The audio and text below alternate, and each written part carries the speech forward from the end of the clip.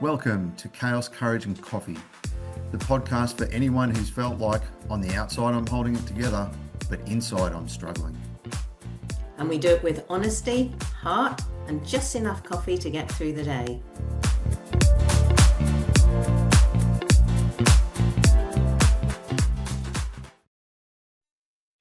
Hello, Vanessa. How are you? Hello, Brett. I am good, thank you. Yeah, we had a stormy night last night and the sun is out again and I've had a walk to the beach. So I'm feeling good. I'm awake and alive. Well, that's good. I'm glad you're awake, and I'm even more glad you're alive. And I thought of something that I would like to talk about today. And it's quite an interesting topic. It's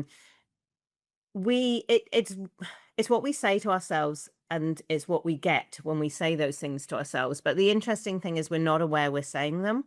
And this has come from clients, hearing them specifically yesterday, hearing a client say something and he just didn't realize what he said and therefore what he's getting. But I'm going to tell you it in a more concrete way. I was buying a house back end of last year, and I was looking for a house, and I had very clear specifications as to what I wanted. And I can be quite stubborn, so I was going to get what I wanted. It was interesting though, because I bought a house, and when I was ticking off, yes, it got that, it got that, it got that.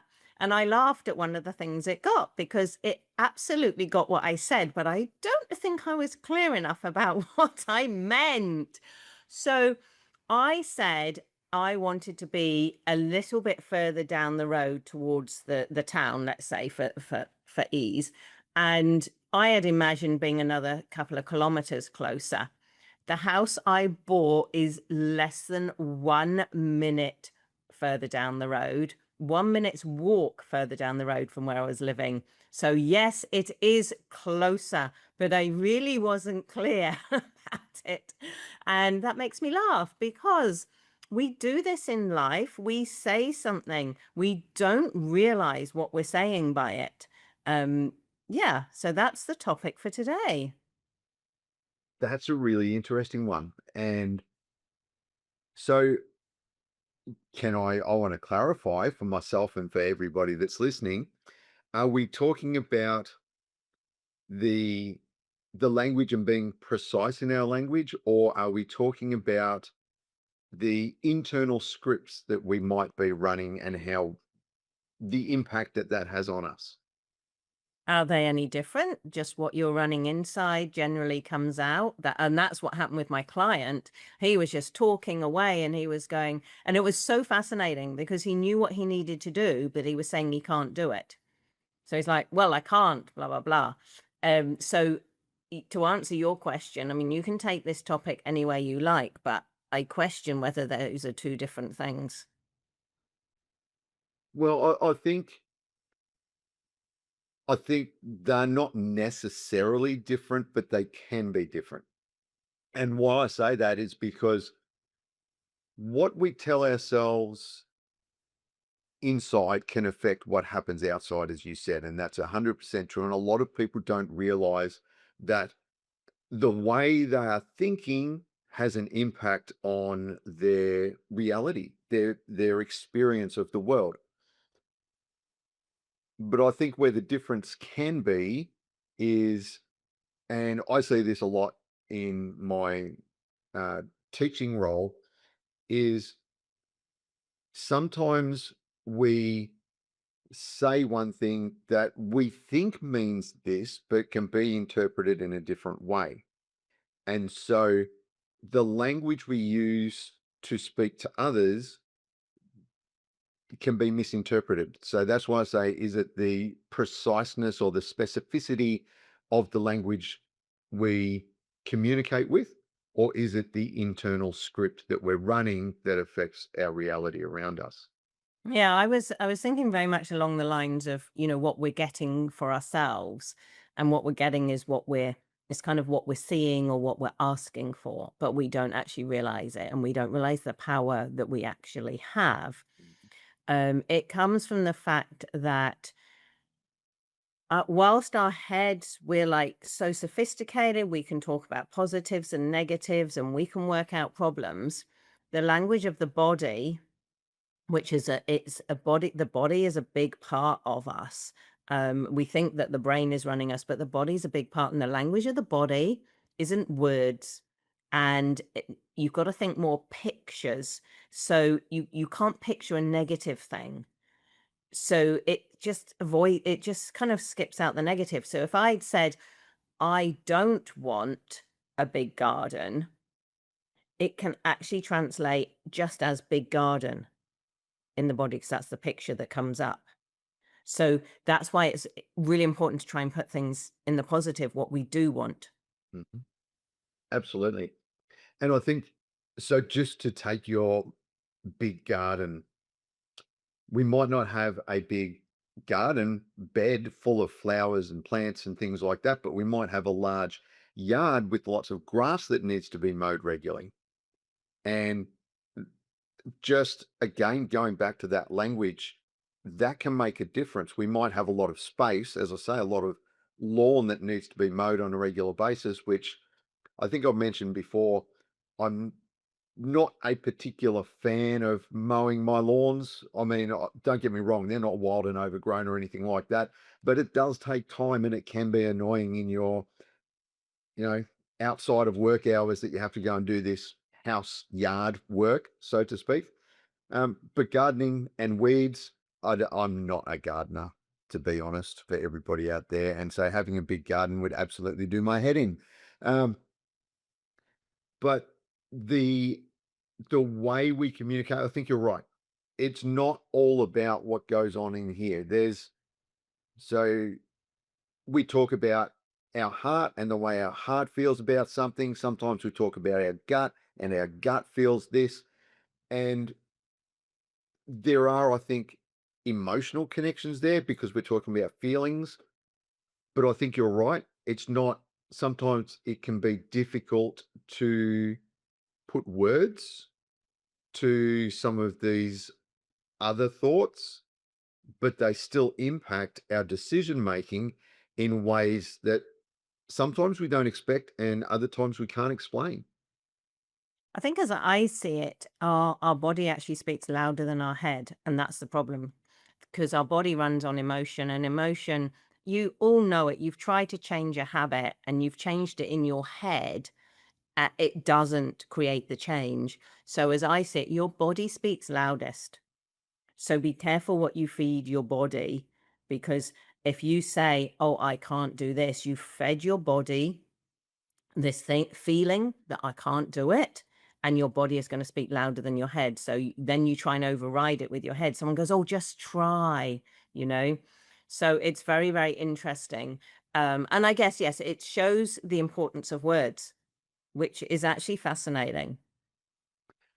I agree. And it's something I mention in my various roles uh, quite regularly is words have particular meaning in our language. And sometimes when we don't communicate clearly and don't choose our words precisely enough, then we get mixed messages or we communicate in a way that is misunderstood or easily misunderstood.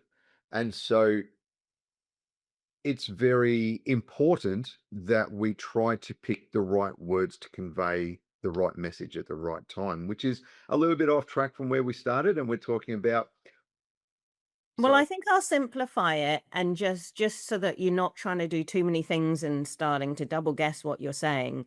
And what I teach parents is to speak in the positive, what you do want from your child. And it's really hard for parents. I know this. It does take, it can take years of learning, and you see them get stuck because it's like they're saying to the child, "Don't do that." And I'm like, "Okay, now we need to tell them what you do want them to do." So let's just stick with that. Be clear about what you do want and frame it in the positive. So if we go back to my house, don't say, "I don't want a big garden." And when I said, "I want the house to be further down the road," I wasn't precise enough. I didn't say exactly what I wanted. I just said further down. I got further down. Everything else, by the way, that I was adamant about, I got. And I got additional things that I hadn't thought about that if I ever move again will now go on my list. Um, but yeah, so frame it in the positive. about what you do want, and just getting clear on that. Don't get too hooked up at the moment on language, because that's tricky enough. Yeah, absolutely. Um, so if we go back to your client then, and what he was saying versus what he was doing, can you tell us a little bit more about that? Not that I'm trying to analyze. Well, yeah, I don't. It's a little bit tricky. It was interesting because he came out with, because he was a bit frustrated, and he actually came out with very clearly what he needed to do, but he then followed with "I can't," or he said it in that "I can't," and just that one phrase, and I just thought, well, it's there's a saying, if you think you can or you think you can't, you're right, or whatever the saying is. So he was saying, "I can't XYZ," and that means he's not going to be able to. And the reason, let me put this in again, let's make it more real for you. The reason he won't be able to is because he's fixated on "I can't." He's not even looking for a way to do that. So if we say, like, I'll just give him a tweak, and so instead of saying "I can't," say, "This is what I need to do. I don't yet know how to do it." Now we've opened up possibility. Do you see how we've now put that in the positive? So from the negative, "I can't do this," "This is what I need to do. I don't yet have the strategy." And we can take it one step further. "I'm now looking for a strategy. I'd like to find the way to do it." And why that's so amazing, and this is where now the brain comes in. The brain's a supercomputer, and it's doing a Google search now, and it's like jumped onto that because it loves to solve problems. You've given it a problem. "I need a way to do this," and Google search, and it's come up with, however many, I don't know, it can be millions, can it, of answers from a Google search, and it's going to give you ways to do it. So that's why it's so important. So he's gone from "I can't do it," so he shut the door on it. He hasn't done a Google search, so never going to happen, to "There might be a way," or "I'd like to find the way," Google search, and then all these answers are coming up. Yeah, I agree 100%. I was nodding the whole time. That's good. Um, it's You're absolutely right. And this is something I've been thinking about recently is, are we asking the right questions? Not, I can't, but how can I? Mm. Or, those sorts of things. Because when we remove the obstacle and we open the door, then things become possible. And it's about sometimes asking different questions or better questions. And I know we've had that comment thrown out, in this podcast before, and it might be something we talk about in future. Um, but asking the right questions, and you don't have to know all of the answers. That's what other people are for. You can ask other people, you can ask coaches, you can ask therapists, counselors, whatever. It's just, understand I need to do this. I just don't know how. But as soon as you're saying "I can't," as you said, Vanessa, I can or I can't, either way, I'm right. And again, like you, I suppose, I use it fairly regularly when people come with a fixed mindset in "I can't, why can't you?" And starting to ask some of those questions around, well, why not? What's stopping you? Until we can get that change and open that door to the possibility that we might actually be able to do this thing. Yeah, and it's still interesting going back to the house. Like, the agents told me I wouldn't find what I wanted for the money I wanted. I said I will, and I did. Which is just absolutely amazing, because I knew I was asking for virtually impossible, but it's I said this is what I want. So you just become super alert for it. So yeah, it's always worth asking the right question, opening the door to what is possible, because you're much more likely to get there. Yeah, absolutely. And even though you're 1 minute closer, you are still closer than you were before. Yeah, I'm closer, and I could have done better if I'd explained it to myself better, what it meant and why. But It just did make me laugh that I got everything I wanted, even being further down the road, but barely. Not half the distance. So I think, yeah, this is a really good topic, and it's a really interesting one that a lot of people don't think about or don't consider. Um, that it is about language, how we think, how we speak, how we communicate has an impact on the way we think as well as the way we engage with the real world around us. And therefore, and what happens? Yeah, the results we get.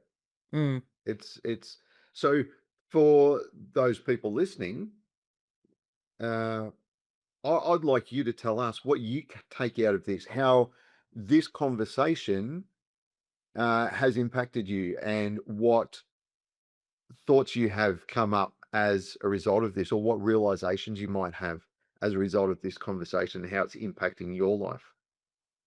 Or maybe we should give steps for, make it clear, easy steps to sort of summarize what we've said here. Because I don't want to overwhelm people to start having to double think everything they're saying or thinking. Yeah, well, I think you're right. I think the first step is just being aware of what you're thinking and being aware of what you're saying. We don't have to always be 100% correct. And, sometimes when we get a little bit emotional, our words aren't the best. And that's okay. We're human and we make mistakes. So I think just being aware of what we're saying and how those words are impacting our environment, the world around us at that given moment. And with that awareness, I think we can start after awareness, start not second guessing. I think that's the wrong word. Start analyzing why we speak the way we do, or why we think that, or why this has happened. How does it come about? Well, I know what we could do. So to make it not too complicated, any problem or issue that you're having that you've been working on, just create awareness around that. And then be aware of what your thoughts are. Just jot them down. Just be curious about your thoughts around that and just jot them down. It's a very interesting thing that we think we have to believe our thoughts and we actually don't. So we can rewrite our thoughts. So when you've got your list of what you've written down, if any of them don't seem particularly helpful to getting what you want, then reword them and change them. Okay. Just say, don't want that thought. I want a better thought. Yeah, absolutely. I think sometimes, and I'm going to use this language quite deliberately, our brains lie to us to protect us from uncomfortableness. Or Uh, to make it easy, oh, oh, I can't do that. That makes life so much easier because now I don't have to bother. and I've got an excuse for not doing it, Mm. which is the uncomfortable experience of growth or change or doing something different. And so our brains lie to us to protect us, uh, but that doesn't help us grow and move forward and make change. So we need to experience that discomfort. That's a better word than uncomfortableness, isn't it? It's a little bit shorter as I well. made that one up. It's a whole new one. Yeah, exactly. Okay, so looking at where you've got something in your life that you haven't moved forward as you'd like with, checking the thoughts that are going in your head, just jot them down and then take time at some point just to be curious about these thoughts and say, are those going to be helpful to me moving forwards? And keep the ones that are, and the ones that aren't, change those to something that's going to be more helpful. And make sure that when you're asking questions, the questions are actually helpful to you moving forward. So we don't say, oh, why is this happening to me? Why can't I do this? Those are not helpful. Helpful questions are, what do I need to do next? How am I going to get there? What's my first step? Things like that. Does that make sense? Yeah, absolutely, it does. And I was just trying to think of how I can put into words what my next thought is. asking questions is better. And the basic questions, how, who, what, why, all those sorts of things are going to get you further than definitive statements of, I can't, this is no good. So I think asking questions and perhaps learning to ask better questions. Why is this important? Or why do I feel this way? Why do I think that way? Can be really I'm good. going to disagree with you on the why one. I would advise people to stick away from why, because it normally ends up in a backwards thing like, why can't I do this? Why is this happening to me? Why can't I move forwards? And I think I say to people, steer clear of why, do all the other W's though, because much more likely to lead you with forward facing questions. Okay. How about how? Yes. How That's a can good I one. do this? How? Yeah. How, when, what do I need to do next? They're just such, and it's interesting, isn't it? They're kind of basic questions. If you start with that as the first word, you'll get a good question. Unless maybe you're using why. Unless why, which is a dodgy one. That's why I say just steer clear of that one until you're good with forward questions. Yeah. Fair enough. Fair enough. All right. Well, I hope that's been helpful to everybody. Don't overwhelm yourselves. Just stick to one thing at a time. One thing that you want to move forwards with, and just start playing with it a little bit. Absolutely. And I'm glad you got a house that you're happy with. Yeah, exactly. I love it. All right. Thanks, Vanessa. And thank you all for listening. Thank you.